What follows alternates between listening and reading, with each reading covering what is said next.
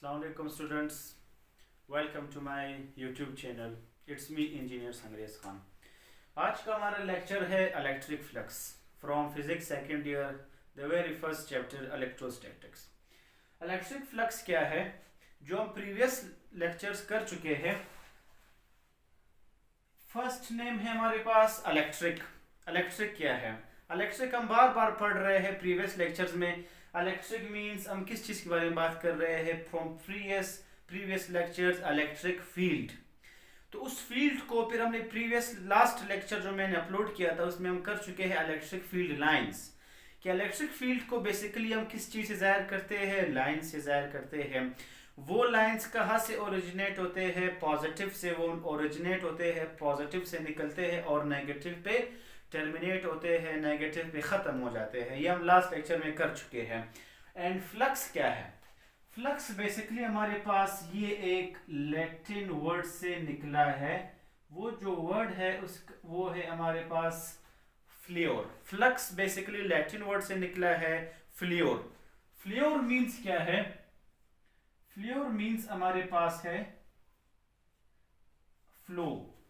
फ्लियोर means flow. किस चीज का फ्लो? इलेक्ट्रिक का flow. Electric means electric field का flow. Electric field means electric field को हम इलेक्ट्रिक लाइंस से जाहिर करते हैं. उस लाइंस का जो फ्लो है उसको हम कहते हैं इलेक्ट्रिक फ्लक्स. अगर इसको हम बाय डेफिनेशन देखें, इसका डेफिनेशन क्या है कि the number of electric lines of forces. The number of electric lines of forces, जो इलेक्ट्रिक फील्ड है जिसको हम लाइन से जाहिर करते हैं, उनका नंबर. नंबर मींस जितने भी लाइंस हैं पासिंग थ्रू सर्टेन एरिया. जब ये किसी खास एरिया से पास होते हैं इलेक्ट्रिक फील्ड के लाइंस, इसको हम कहते हैं electric flux. And perpendicular to the field. जब इसको हम फील्ड के परपेंडिकुलर रखें. इस लास्ट सेंटेंस का क्या मतलब है ये हम डायग्राम में देखते हैं. सो फिलहाल के लिए सिर्फ डेफिनेशन आप समझ ले कि इलेक्ट्रिक फील्ड लाइंस अगर किसी खास एरिया से पास हो उसको हम कहते हैं इलेक्ट्रिक फ्लक्स. कब पास हो? जब उसको हम फील्ड के परपेंडिकुलर रखेंगे. वो किस तरह से वो अब देखते हैं, आगे जाके देखते हैं. इलेक्ट्रिक फ्लक्स को हम किस चीज से जाहिर करते हैं? इसको हम इस सिंबल से जाहिर करते हैं. इस सिंबल को हम कहते हैं फाई. इसको हम कहते हैं फाई. चूंकि इलेक्ट्रिक फ्लक्स से इलेक्ट्रिक ई से स्टार्ट होता है तो इसके साथ हम सबस्क्रिप्ट में छोटा सा ई लिख सकते हैं. E means electric flux. Coming chapters में हम यहाँ पर बी लिखेंगे. बी का मतलब होगा मैग्नेटिक फ्लक्स. सो ई जाहिर करता है इलेक्ट्रिक. ये जो फाई है, फाई जाहिर करता है फ्लक्स को, जिसको हम कहते हैं electric flux. So it is represented by electric flux is represented by phi. इसमें कुछ रिलेशंस देखते हैं. जो डेफिनेशन है वो विद डायग्राम में समझा रहा हूँ, लेकिन जिस तरतीब से मैं बता रहा हूँ आप सिर्फ उस पर गौर रखें. ये जो इलेक्ट्रिक फ्लक्स है ये किस चीज पे डिपेंड करता है? ये किस चीज पे डिपेंड करता है? The very first point, it depends upon strength of field. Strength of field पे डिपेंड करता है. स्ट्रेंथ ऑफ फील्ड को हम क्या कहते थे? स्ट्रेंथ ऑफ फील्ड को हम लास्ट लेक्चर्स में कर चुके हैं. स्ट्रेंथ ऑफ फील्ड का मतलब है इलेक्ट्रिक इंटेंसिटी. इलेक्ट्रिक फील्ड का जो स्ट्रेंथ है उसको हम कहते थे इलेक्ट्रिक इंटेंसिटी. ये स्ट्रेंथ ऑफ फील्ड पे डिपेंड करता है. और ये साइज ऑफ सरफेस एरिया पे डिपेंड करता है कि जो हम एरिया रख रहे हैं जिससे लाइंस पास होंगे उसके साइज पे ये डिपेंड करता है. इसका क्या मतलब है कि अगर surface area, size of surface area जितना ज्यादा होगा उसका जो स्ट्रेंथ है या उसकी जो इलेक्ट्रिक इंटेंसिटी है वो उतनी ही ज्यादा होगी. अगर कम एरिया है तो उससे कम लाइंस पास होंगे, उसका जो स्ट्रेंथ है वो कम होगा. एरिया जितना बड़ा है उससे उतने ही ज्यादा लाइंस पास होंगे. जितने ज्यादा लाइंस पास होंगे इसका ये मतलब है कि वो इलेक्ट्रिक फील्ड या उसका स्ट्रेंथ या इलेक्ट्रिक इंटेंसिटी वो बहुत ही स्ट्रॉन्ग होगी. नेक्स्ट पॉइंट, ये किस चीज पे डिपेंड करता है? ये जो है इलेक्ट्रिक फ्लक्स पे डिपेंड करता है। बेसिकली इसी पॉइंट को एक अलग सेंस में मैं लिख रहा हूं कि इलेक्ट्रिक फ्लक्स जितना ज्यादा होगा मींस फ्लो, फ्लक्स मींस उसमें जो फ्लो जितना ज्यादा होगा इलेक्ट्रिक फील्ड उतना ही स्ट्रांग होगा। या हम कहेंगे कि इलेक्ट्रिक फील्ड जब स्ट्रांग होगा, इसका यह मतलब है वहां पर जो फ्लक्स है, जो फ्लो है, जो लाइंस है वो उतने ही ज्यादा होंगे, मींस उसका एरिया उतना ही ज्यादा होगा। नेक्स्ट पॉइंट, अगर हम इसको इस तरह भी डिफाइन कर सकते हैं कि ये किस चीज पे डिपेंड करता है, हम इसको इस सेंस में भी लिख सकते हैं कि हमारे पास फील्ड लाइंस जितने ज्यादा होंगे फ्लक्स उतना ही ज्यादा होगा। फ्लक्स कब ज्यादा होगा? जब हमारे पास एरिया ज्यादा होगा। या आप इसको इस सेंस में कह सकते हैं कि जब एरिया जितना बड़ा होगा, एरिया जितना बड़ा होगा उस पे उतने ही ज्यादा लाइंस उससे पास हो सकते हैं।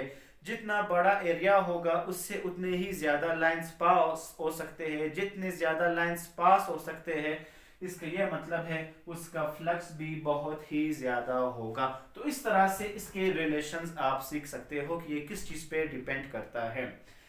अगर इसको हम बाय डायग्राम देख लें, बाय डायग्राम किस तरह से है कि एक एरिया ये है, एक एरिया हमारे पास ये है।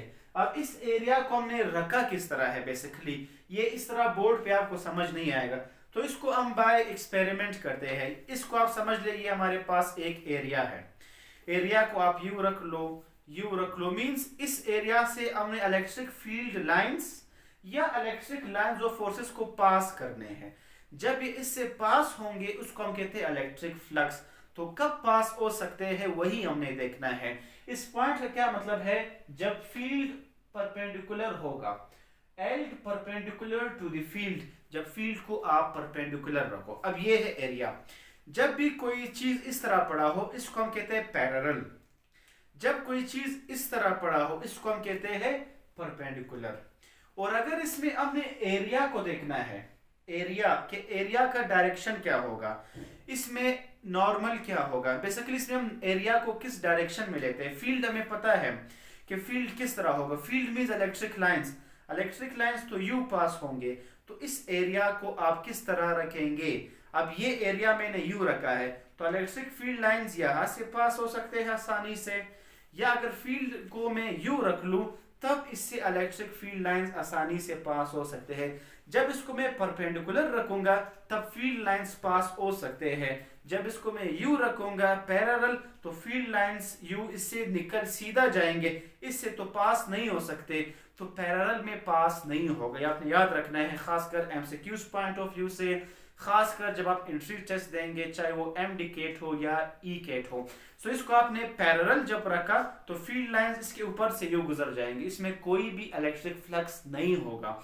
इस केस में, पैरेलल के केस में फ्लक्स जीरो होगा। जब इस एरिया को आप यू रखते हो परपेंडिकुलर तब इससे फील्ड लाइंस पास हो सकते हैं। जब फील्ड लाइन इससे पास होंगे हम कहेंगे कि आपके पास जो इलेक्ट्रिक फ्लक्स है वो मैक्सिमम है। इलेक्ट्रिक फ्लक्स मैक्सिमम मींस इससे लाइंस पास हो सकते हैं। तो इस पॉइंट का यही मतलब है कि L perpendicular to the field, field lines ये है, एरिया को हमने यू परपेंडिकुलर रखा है। परपेंडिकुलर मींस ये फील्ड लाइंस है और ये एरिया है। परपेंडिकुलर मींस फील्ड लाइन और एरिया इस डायरेक्शन को जब कोई इस तरह हो, एक्स वाई हो, इसको हम कहते हैं 90 डिग्री बनाना, 90 एंगल होना। सो 90 एंगल को ही हम परपेंडिकुलर कहते हैं। सो इसका पॉइंट का ये मतलब है। अगर इसमें हम डायरेक्शन देख ले कि हमने किस तरह लेना है, दो चीजें हम देख रहे हैं। एक इलेक्ट्रिक फील्ड लाइंस है, मींस इलेक्ट्रिक फील्ड या इलेक्ट्रिक इंटेंसिटी।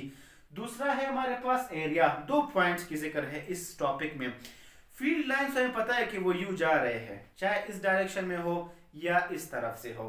तो फिर एरिया क्या होगा? एरिया हमेशा हम क्या लेंगे? नॉर्मल लेंगे। नॉर्मल मींस जो बाहर निकला होता है इसको कहते हैं नॉर्मल एरिया। हम एरिया को हमेशा नॉर्मल लेंगे। अगर ये बोर्ड हमारे पास एक एरिया है तो हम कहें कि इसका डायरेक्शन हम किस तरह लेंगे? एरिया, बोर्ड का एरिया क्या है? ये जो बाहर की तरफ है, ये मार्कर आप देख रहे हैं, ये हमारे पास क्या है? ये इसको कहते हैं नॉर्मल एरिया। एरिया को हम हमेशा बाहर की तरफ लेंगे। सो यहाँ पर आप देख ले, ये फील्ड लाइंस यू जा रहे हैं और ये इसका एरिया है, ये एरिया का डायरेक्शन ये है, फील्ड लाइंस यू जा रहे हैं। सो इसमें क्या होगा, एंगल क्या यूज हो रहा है ये करते हैं। अब एरिया मैंने यू परपेंडिकुलर रखा है, अब फील्ड लाइंस ये है, पहले हमारे पास पैरेलल हमने रखा था, अब इसको हमने परपेंडिकुलर रखा है। देख ले ये इसका नॉर्मल एरिया हमेशा बाहर की तरफ हम लेंगे। ये डायरेक्शंस आपने सीखनी है। नेक्स्ट पॉइंट, इसको हम अभी सॉल्व करते हैं कि किस तरह से हमने इस डायग्राम को मजीद करेंगे। इसको अगर हम बाय डायग्राम देख लें, इस डायग्राम का ये मतलब है एरिया को हमने यू रखा है परपेंडिकुलर, परपेंडिकुलर में मैक्सिमम लाइंस इससे पास होंगे, जिसको हम कहते हैं कि इलेक्ट्रिक फ्लक्स मैक्सिमम है।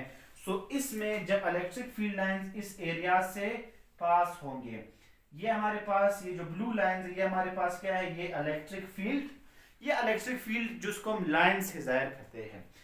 ये जो रेड है, रेड बॉक्स, ये बेसिकली एरिया को हमने यू परपेंडिकुलर रखा है।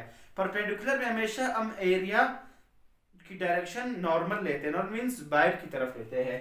सो इसकी जो डायरेक्शन है वो हमारे पास एरिया की डायरेक्शन ये है। इस डायग्राम का मतलब क्या है, इस डायग्राम का मतलब ये है कि एरिया को हमने यू रखा है, ये इसका नॉर्मल एरिया का जो या वेक्टर एरिया का डायरेक्शन है, और फील्ड लाइंस इस तरफ से या इस तरफ से जा रहे हैं। सो इसको मैंने यू रखा है, इसके लिए आपने ये डायग्राम ज़हन में रखना है। अब इस डायग्राम देखिए, नॉर्मल एरिया हम यू ऊपर की तरफ लेते हैं, ये बाहर वाला ये एरिया, तो इसको यहाँ पर एरिया क्या होगा, एरिया हमारे पास ये है और इससे फील्ड लाइंस यू जा रहे हैं। ये हमारे पास क्या है, ये इसमें इलेक्ट्रिक फील्ड लाइंस है। अब किस डायग्राम में फ्लक्स मैक्सिमम होगा, किस डायग्राम में फ्लक्स जीरो होगा, ये हमने देखना है। सो इसको समझने से पहले एक बार हम इसको टॉपिक को कंप्लीट करते हैं। इसका दूसरा डेफिनेशन है जिसको हम कहते हैं मैथमेटिकल डेफिनेशन। वो क्या है, द डॉट प्रोडक्ट, या इसकी जगह हम यूज करते हैं स्केलर प्रोडक्ट, क्योंकि स्केलर प्रोडक्ट का दूसरा नाम क्या है, dot product. The scalar product या dot product of electric intensity, electric intensity को हम ई से जाहिर करते हैं, एंड वेक्टर एरिया, एरिया को हम जाहिर करते हैं ए से। तो यहां पर देख ले, the dot product of electric intensity and area, it is called electric flux. इसको हम कहते हैं इलेक्ट्रिक फ्लक्स। ये उसका दूसरा डेफिनेशन है, या इसको आपको मैथमेटिकल डेफिनेशन है इसका। अब बात आती है कि इसमें हमने डॉट प्रोडक्ट या स्केलर प्रोडक्ट क्यों यूज किया। वो इसलिए जब हम एरिया को देखते हैं कि एरिया को हमने किस तरह रखा, कब मैक्सिमम है, तो इस रीजन को आप यहां पर आप देख ले। जब हम डॉट खत्म करते हैं तो डॉट की जगह हम क्या लगाते हैं, डॉट की जगह, डॉट जब भी खत्म होता है हम हमेशा उसके साथ क्या लगाते हैं, कॉस थीटा। ये वेरी बेसिक फर्स्ट ईयर का है कि जब क्रॉस होता है साइन थीटा यूज करते हैं, जब डॉट होता है तो कॉस थीटा यूज करते हैं। ये इसका बेसिक डेफिनेशन हुआ। इस रीजन को यहां पर हम करेंगे कि इसका रीजन है कि डॉट क्यों यूज करेंगे। नेक्स्ट पॉइंट, ये कौन सी क्वांटिटी है, क्या स्केलर क्वांटिटी है या वेक्टर क्वांटिटी है। डॉट का मतलब क्या है, स्केलर प्रोडक्ट। स्केलर प्रोडक्ट क्या था कि जब हमारे पास दो वेक्टर्स मल्टीप्लाई हो और आंसर हमें मिले स्केलर क्वांटिटी, इसलिए इलेक्ट्रिक फ्लक्स हमारे पास क्या है, इलेक्ट्रिक फ्लक्स हमारे पास है scalar quantity. It is a scalar quantity.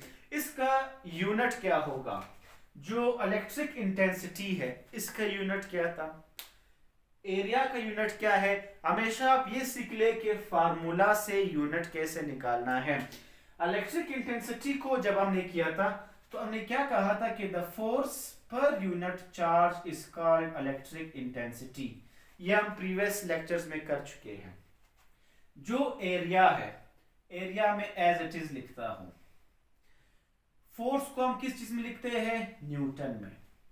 Charge को हम किस चीज में लिखते हैं, कूलम में। और एरिया को हम किस चीज में लिखते हैं, मीटर स्क्वायर में लिखते हैं। सो इसका यूनिट क्या है, इसका यूनिट है न्यूटन पर कूलम मीटर स्क्वायर।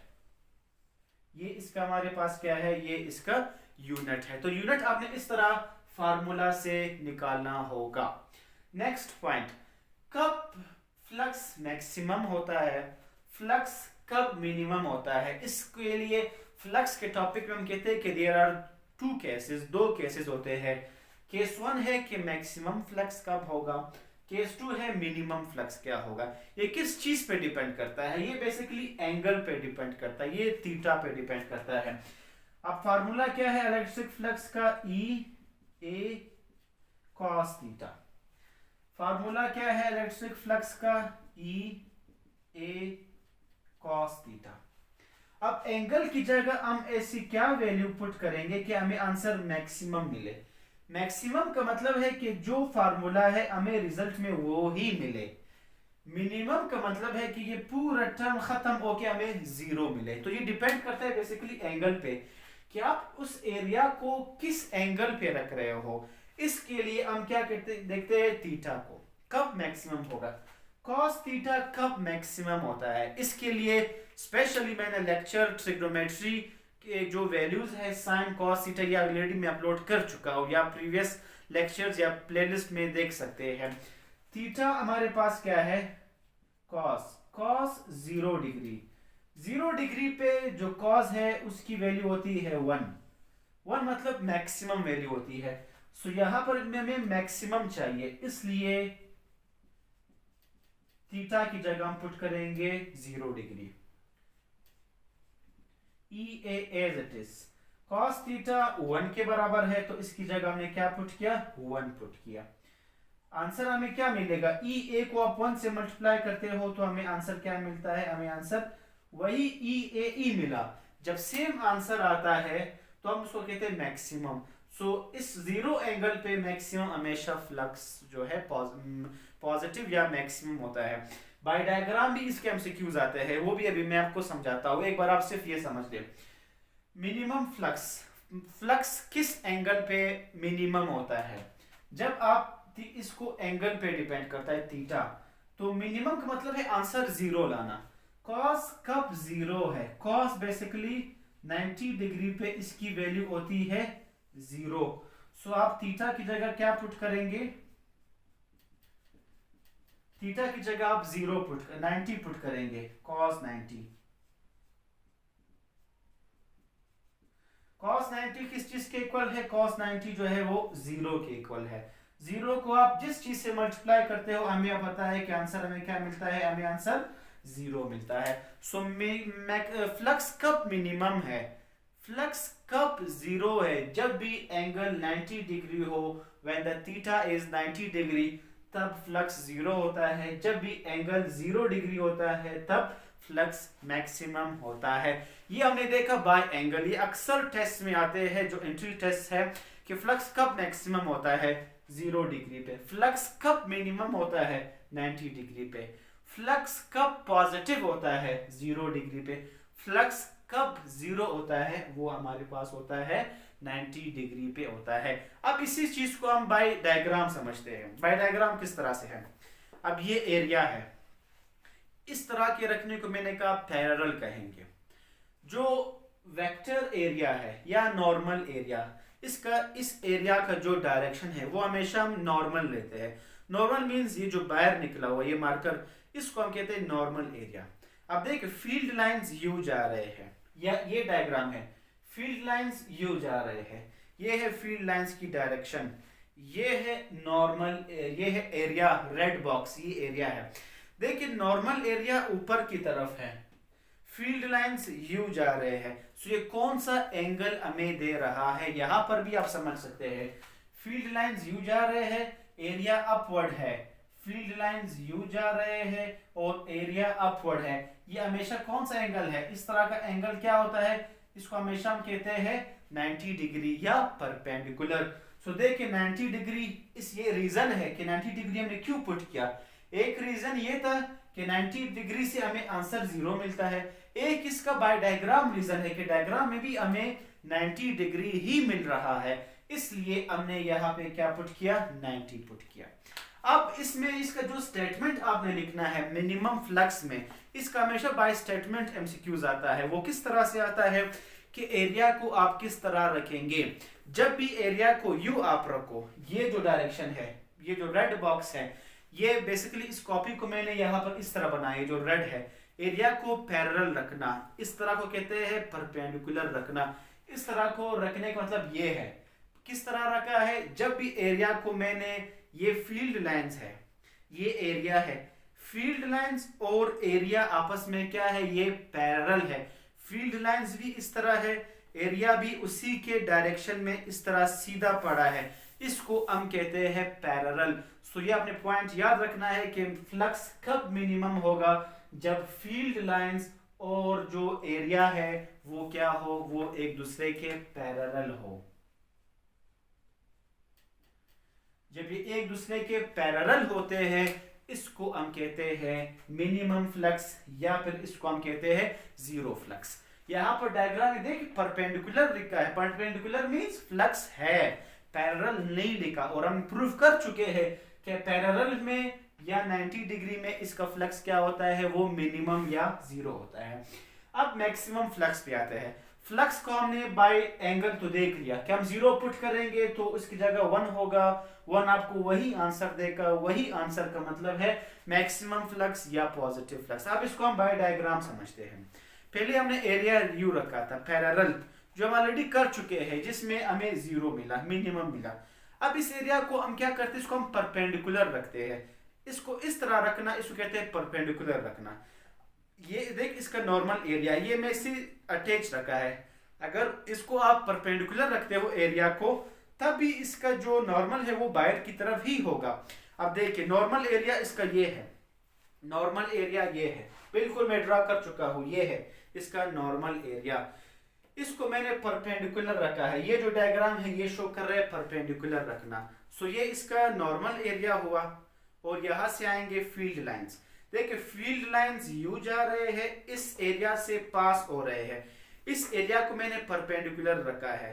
देखिए फील्ड लाइंस यू जा रहे हैं, एरिया को मैंने परपेंडिकुलर रखा है। दोबारा सुन ले इसी तरह कि इस एरिया को मैंने किस तरह रखा है, इसको मैंने परपेंडिकुलर रखा है, और बिल्कुल परपेंडिकुलर ही रखना है फील्ड के। इस सेंटेंस का यहाँ पर ये मतलब है कि देखिए एरिया को परपेंडिकुलर रखा, फील्ड लाइंस यू जा रहे हैं, एरिया इस तरह परपेंडिकुलर रखा है। इसको कहते हैं held perpendicular to the field, field lines के परपेंडिकुलर रखना। इसमें फ्लक्स हमेशा मैक्सिमम या पॉजिटिव होगा। अब इसमें बात करते हैं एंगल की। ये स्टेटमेंट का जो एमसीक्यूज है वो आपने याद रख लिया कि कब मैक्सिमम होता है, जब फील्ड लाइंस और एरिया आपस में परपेंडिकुलर हो। अब इसका हम रीजन देखते हैं कि हमने जीरो क्यों पुट किया।